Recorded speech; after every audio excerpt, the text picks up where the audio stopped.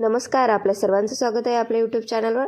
तर आज जे बघणार आहे आपण 2026ची प्रश्नपत्रिका, त्यामध्ये आलेले प्रश्न जे आहे ते बघणार आहोत. तर आपला इथं प्रश्न आहे, 1857च्या उठावाच्या नंतर बंगालमधील नीळ उत्पादक शेतकऱ्यांनी मिळवल्याविरुद्ध उठावात यश मिळवण्याचे कारण कोणते होते? तर इथं ऑप्शन आहे उपक्रमशीलता, त्यानंतर सहकार्य, संघटना व शिस्त, मिळवल्यात पडलेली फूट, त्यानंतर हिंदू मुस्लिम शेतकरी एकी.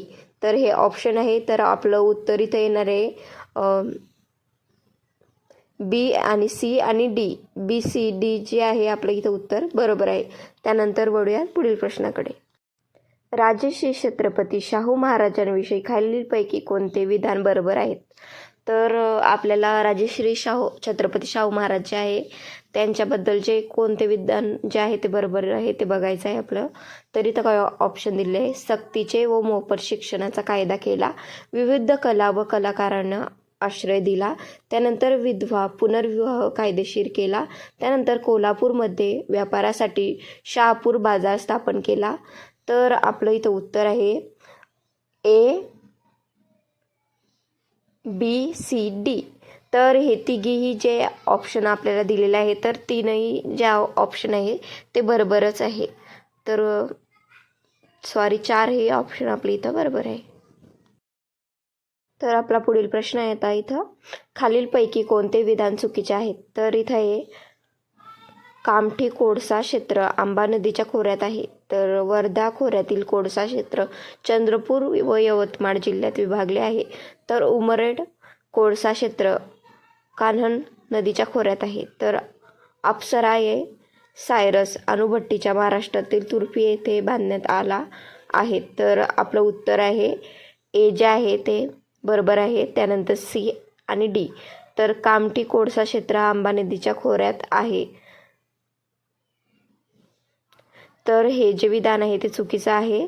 त्यानंतर सी उमरेड कोळसा क्षेत्र जे आहे ते कान्ही नदीच्या खोऱ्यात आहे.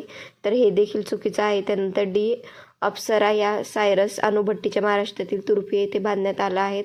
तर हे सुद्धा इथं चुकीचं आहे. तर हे जे आहे आपल्याला याच्यामध्ये जे चुकीचे विधान होते ते बघायचे होते. तर ए, सी आणि डी हे जे आहे चुकीचे आहे. महाराष्ट्रातील पर्जन्यवृष्टीच्या बाबतीत खालीलपैकी कोणते विधान बरोबर आहेत? तर इथं हे मान्सूनच्या सुरुवातीला महाराष्ट्राचे हवेचा दाब पश्चिमेकडून पूर्वेकडे कमी होत जातो. त्यानंतर राज्यातील पर्जन्यवृष्टीचे वितरण मुख्यतः नैसर्गिक भूभाग आकारावर अवलंबून असते. त्यानंतर दक्षिण पश्चिम मान्सून वारे घाट ओलांडून पूर्वेकडे जातात, त्यांची जलवाष्प धारणा क्षमता वाढते. विदर्भात पर्जन्यवृष्टी पश्चिमेकडून पूर्वेकडे वाढत जाते. तर हे आहेत पर्याय. तर यामधलं आपलं जे आहे विधान बरोबर कोणतं आहे? तर ते आहेत ए आणि बी. ए बी जे आहे आपलं इथं बरोबर आहे. तर उत्तर ए जे आहे आपलं बरोबर आहे. मान्सूनच्या सुरुवातीला महाराष्ट्रातील हवेचा दाब पश्चिमेकडून पूर्वेकडे कमी होत जातो.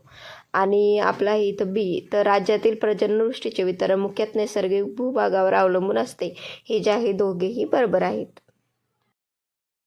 तर खालील विधाने विचारात घ्या, जसं की चिंबा नदीचा उगम झोजिला खंडीजवळ खेडीजवळ आहे. तर रावी नदीचा उगम रोहितांगा खंडीजवळ आहे. त्यानंतर सतलाज नदीचा उगम राकास तलावाजवळ आहे.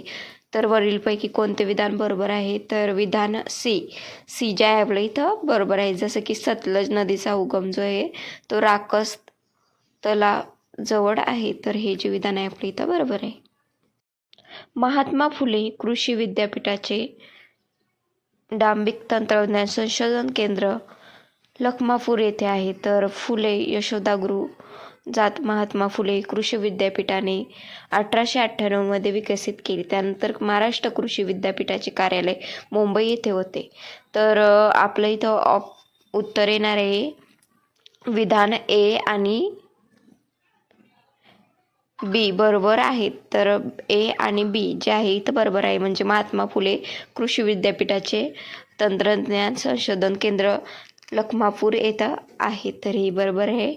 त्यानंतर फुले यशोदागृह जात महात्मा फुले कृषी विद्यापीठाने 1998 मध्ये विकसित केली, तर ही सुद्धा इथं बरोबर आहे. त्यानंतर वळूयात पुढील प्रश्नाकडे.